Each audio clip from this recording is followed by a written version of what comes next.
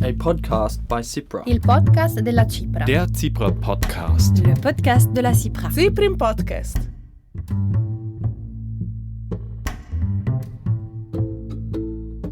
Interviews, background talks, and voices from all Alpine countries. Listen to this and more in the podcast of the International Commission for the Protection of the Alps, www.cipra.org/podcast. Hello and welcome to the podcast Rethinking Youth Migration in the Alps. A Cipra podcast series exploring how movement of young people shapes life in the Alpine region. My name is Laura. And I'm Hannah, and together we are hosting the Out for Ingov podcast. Out for Ingov is a transnational project where we focus on the topic of in and out migration in the Alpine region and how regions can turn the challenges of youth migration into meaningful opportunities for their future. In this 3-part series, we dive into current migration trends in the Alps, learn from real-life examples in 3 pilot regions, and explore what Alpine regions can do to remain vibrant and attractive for young people.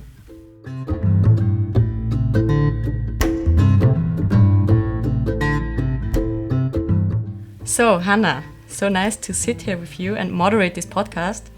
This is the first episode of the podcast Rethinking Youth Migration in the Alps.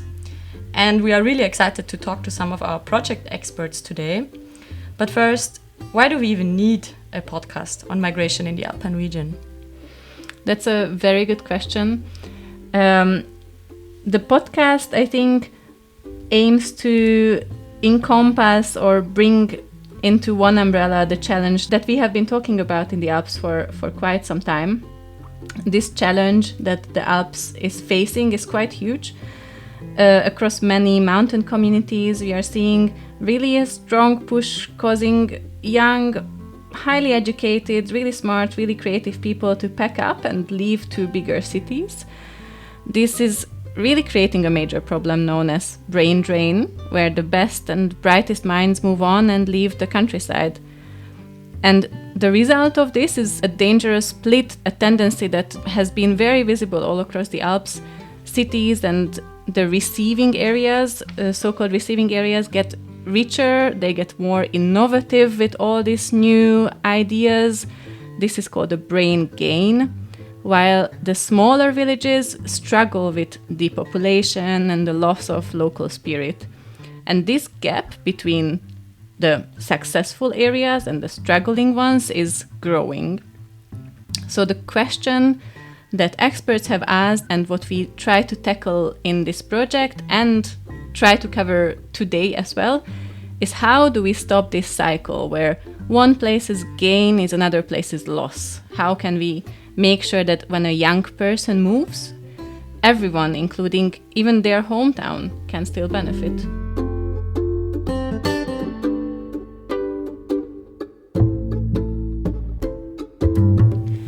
Today, we are joined by our colleagues from the autonomous province of Trento and the Franco Demarchi Foundation. They are studying how communities work and how we can invent better ways to manage this movement of people. As local authorities, they are also developing strategies and policies on social cohesion at the local level. Welcome, Elisa, and welcome, Viviana. Can we ask you to briefly introduce yourselves? Thank you, Laura. Thank you, Anna. And I'm very glad to be here with you and discuss this topic. I'm Elisa, and I work as a researcher at the Franco Demarchi Foundation, based in Trento. I'm Viviana from the Autonomous Province of Trento, and I deal with matters concerning territorial cohesion, spanning from youth migration dynamics to sustainable integrated territorial development. Thank you again for inviting us. We are really glad to be here with you today to have the possibility to talk about these important topics, which led us to collaborate in the Interreg Alpine Space project you mentioned, Out for Ingov. We are really happy to have you here, so thank you for joining us. Let's maybe start with the basics. When young, well-qualified people leave their mountain towns, what is the biggest thing that those communities lose? Is it maybe just economic opportunities, or are there additional factors like local spirit or togetherness. What is your take on this, Elisa? Yes, you see, when young people, well-qualified people leave their mountain towns, it's not just about money or about economic opportunities. It's something much deeper. Of course, there is an economic impact. Fewer people mean fewer businesses, fewer services, less innovation. But what these communities really lose is their heartbeat. These young people carry with them energy, creativity, and a vision for the future. In a small mountain valley, every young person who lives takes with them not only their skills, but also their perspective, their way of imagining the future. They are the ones that could bring new ideas, start new projects, and connect tradition with innovation.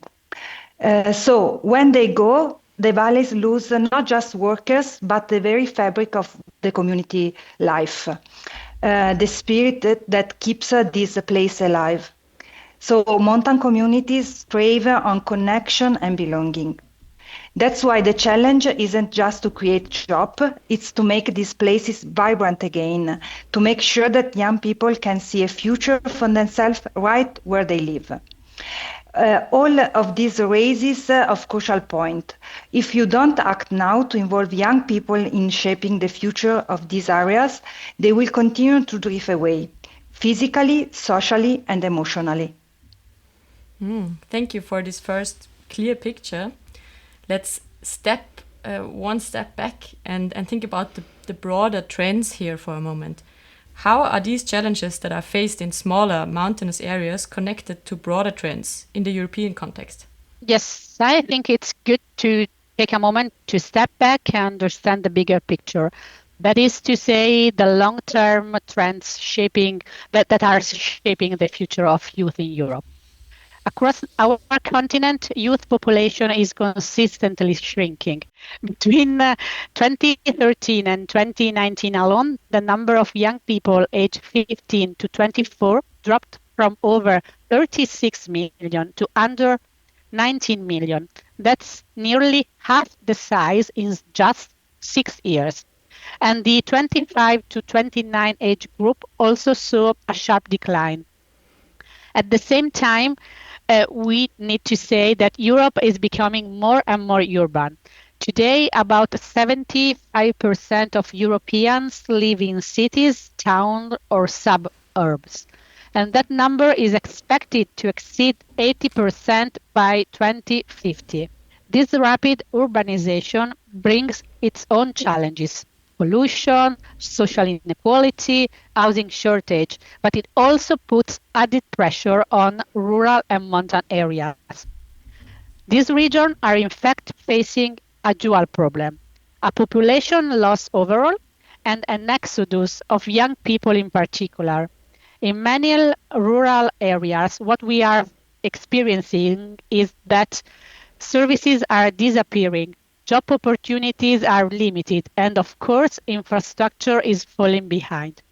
So it's not surprising at all that many young people, especially those who do well in school, leave to study or work and do not return. We also know that young women in rural areas tend to perform better academically and are even more likely to move away for good. We could also mention that mobility is becoming more international. As of 2023, around 14 of young people aged 15 to 29 in the EU were born outside their country of residence, and nearly 12% live in a country different from their citizenship. So we are not only seeing internal migration, but also a growing trend of young people moving across borders. This is really interesting numbers, Viviana, that you presented us here. 75% of Europeans live in cities, towns, and suburbs, and this is even to be further increasing by 2050. I really wonder, is it a trend that we can accept? What can we do with it? And it's also a question that has been in the minds of leaders as they observe these trends. And I think there have been many initiatives where leaders try to fix this by offering some kind of incentives for people to stay, financial or other sort of incentives, trying to kind of win them back once they left. But these, let's say, old-fashioned approaches don't really seem to work, do they? Yes, traditional approaches often don't work because they focus on where people live and not how they live. And when you speak about young people, the transformation of the recent years, it's so big. And it's just not looking, so young people, it's not just looking for money or benefits. They are looking for meaning, for a sense of belonging and possibility. They want a place that values their ideas, that give them spaces to grow, to create, and to connect. If those conditions aren't there, no incentive will be strong enough to keep them.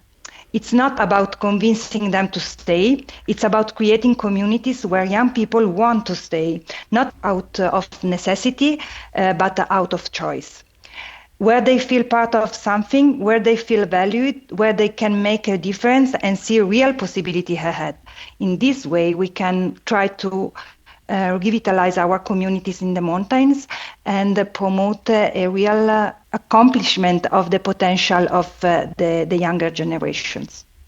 Thank you, Elisa. Yeah, as a young person who also moved within the Alpine area to a smaller, more rural place where I used to live before, I can really connect to that feeling that actually what people searching is, of course, opportunity and jobs, but also just a sense of belonging and the place where they feel they are welcomed and they can stay for long term, even if it's not like this huge, large, urban areas, capital cities where, of course, there's always lots of different people coming together, but maybe where they can also find this diverse community in a smaller place.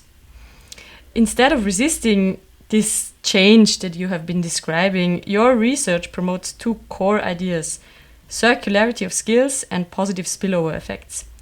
Can you maybe explain these concepts very simple? How does allowing a young person's skills to circulate still help the original home community, even if they live far away? Yes. When we think about what drives the development of a community, whether we are thinking about the economic aspect of that development or the social or the cultural one of the most important factors is for sure human capital, meaning the skills people bring with them. And when I say I'm referring to skills, I mean more than just knowledge or technical ability. I mean the full package. What people know, how they put into practice, their attitude, and how they interact with the others. Skills, in fact, have two sides, an explicit one, but also a tacit one. Explicit skills are the one you can teach, measure, or train for. Things like technical knowledge or specific procedures. Tacit skills, however, are more subtle.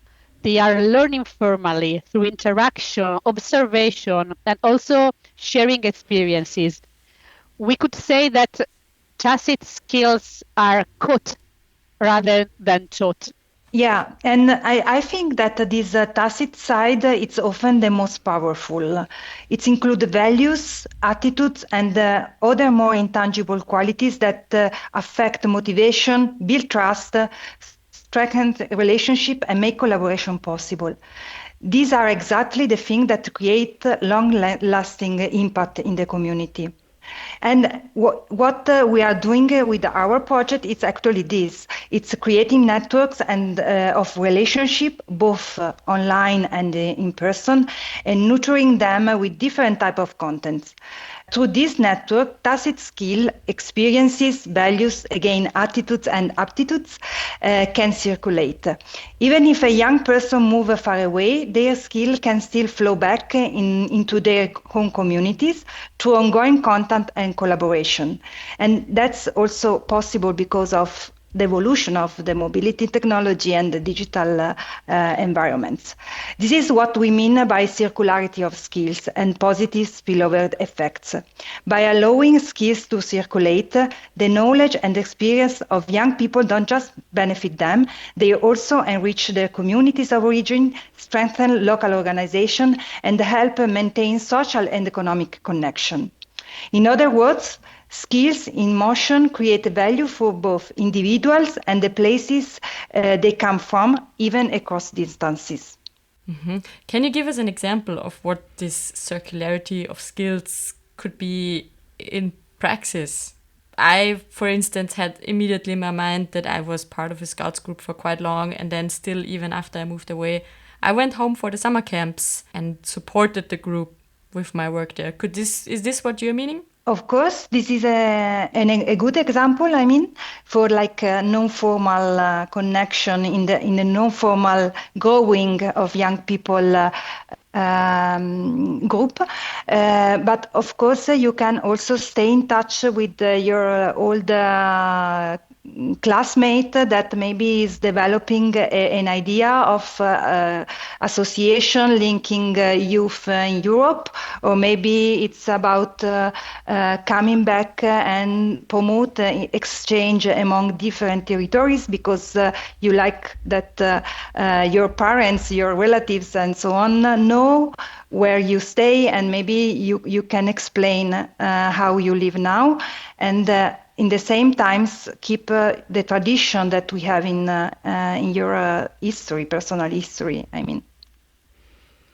That is so fascinating for me to have this different perspective of the story, right? Like how we tell the story, it really shapes the reality, that we don't look at migration as a negative thing where regions where young people live ultimately lose everything and there is nothing to do, and for those young people those ties are cut.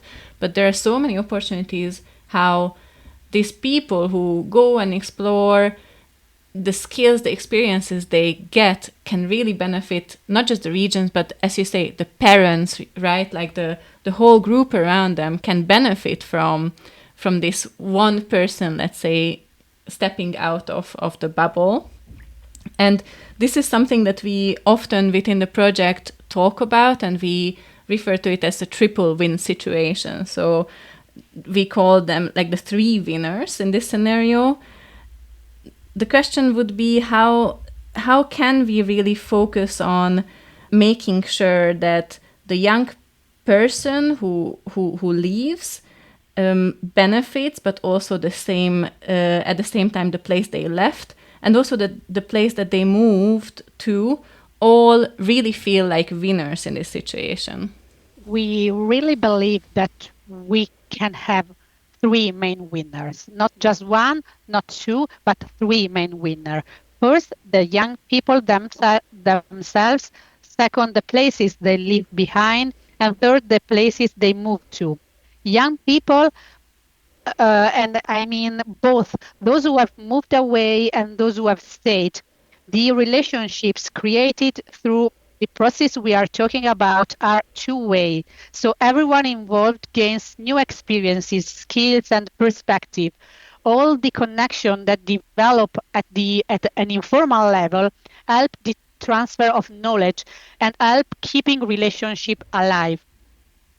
And about the places they leave behind, even if young people move away, the knowledge, the attitude, the experience they share can flow back to their home communities. This keeps the territories vibrant, supports local organizations that still work at the local level, and helps maintain social and economic connection that might otherwise be lost. And in relation to the places they move to, this is much easier to understand because new communities gain from the skills and perspective and fresh ideas that newcomers bring with them. Yes, the focus on shared knowledge is what makes this possible. By emphasizing exchange and collaboration rather than a one-way transfer, human capital becomes a systemic factor. It benefits individuals, strengthens communities, and creates values across both the origin and destination territories at the same time. It's really fascinating to hear your experience and expertise, and it's very clear that both your organizations are already since quite a while trying to figure out and think about this topic, and also within Outpouring Off, you are testing new practical solutions on the ground and you drive this project ahead. Why is it, in your opinion, in this process vital to involve young people as well directly in creating these innovative solutions rather than, let's say, just having experts in the field or politicians and decision makers decide everything? Thank you, Anna, for these questions, because, I work for youth empowerment and participation. So the easy answer is because young people live in these communities. So they are there, and we have to value what they're thinking. And because they know what's missing, they notice what the digital gaps are, the lack of meaning of opportunities to really engage in these nowadays societies. At the same time, they see their communities for a different angle, one that's deeply grounded in the present and enriched with a fresh perspective. This allows them to imagine and shape innovative strategy and ideas for the future, not just for themselves, but for their entire territories. And I have this memory of a young artist, actually, in a peer-to-peer situation, in a non-formal context, education, and he said it's not about new things you have to bring in your community. It's something that is innovative for your community. So you can learn a lot from also traditional strategy in other contexts, but it's something new that you can bring to your village, towns, and so on, because it's not about innovation at like a theoretical facts, but it's something that it's concrete, can affect the future of the communities. And that's what is stated in the European Union youth strategies, because the point is that young people must be architects of their own lives, not just passive beneficiaries of the policies. This strategy goes behind youth engagement. It calls for a real empowerment, and this is even more crucial in the rural, alpine, and marginal areas, where young people are often the first to leave, unless they are given a meaningful reason to stay or to return. When young people are truly engaged, they develop a stronger sense of belonging. They stop being the ones who leave, and they start becoming anchors of change. And let's not forget that the EU's Alps Youth Council, it's a concrete example of this. Young people aren't just being consulted, they actually sit in the decision-making bodies. They contribute to shaping policy and mobility, on climate, on jobs, all these things that define the life in the Alps. Yes, true. So for our listeners, OISALP, the EU strategy for the Alpine region, they indeed have a youth council established. And that's a really good practice example, right? That the macro-regional strategy for the Alps has a specific plan to involve young people directly in decision-making regarding the kind of biggest, more pressing topics of the Alps. That is exactly what I also think, and what I think we need to build on. When young people are at the table, governance becomes more innovative and inclusive. Young people bring energy and digital skills. Older generation, whereas bring memories, experience, and tradition. When they collaborate together, and we put them to collaborate together, we get continuity, identity, and future readiness. And it also makes solution more democratic and sustainable. Policies designed without the collaboration of youth are often disconnected. When youth co-own the process, when they are at the table, they are more likely to implement it, adapt it, and carry it forward. There is a line from Youth Alp I love to quote, which says, "Youth are not just the future of the Alps. They are essential actors of today's Alpine governance." And honestly, I think that's true for any community, not just in the Alps.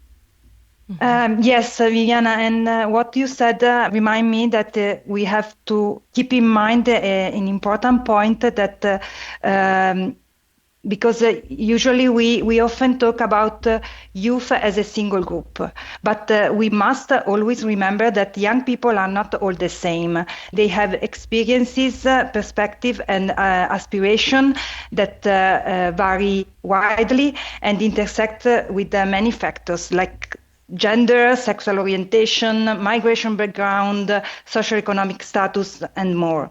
Being open to this diversity means being ready to embrace the pluralism that strengthens democracy and keeps local communities vital, dynamic, and resilient in the face of global challenges.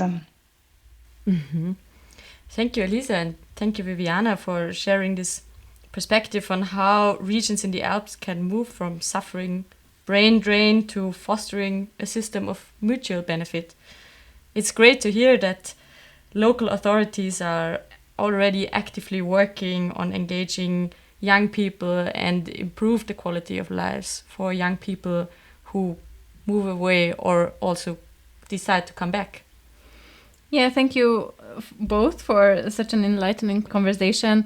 I also feel that it's really nice to sit together like this, and there is this motivation and passion in the room and in the project itself as well to change things. So this is really valuable to be part of this change, and to also involve young people in this, because they then bring in a whole another level of energy. Yes, thank you very much. It was a pleasure. Thank you for having us today with you.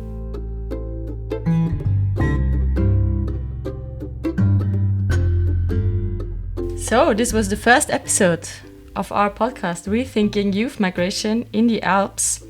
Stay tuned, because there will be 2 more episodes. The podcast will be published on all CIPRA channels and as well on all Out for Ingolf channels.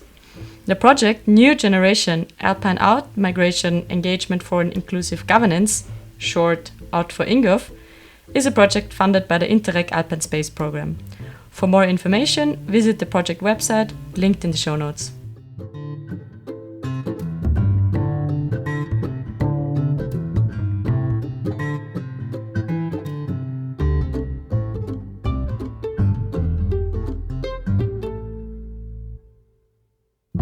A podcast by CIPRA. Il podcast della CIPRA. Der CIPRA Podcast. Le podcast de la CIPRA. CIPRIN Podcast.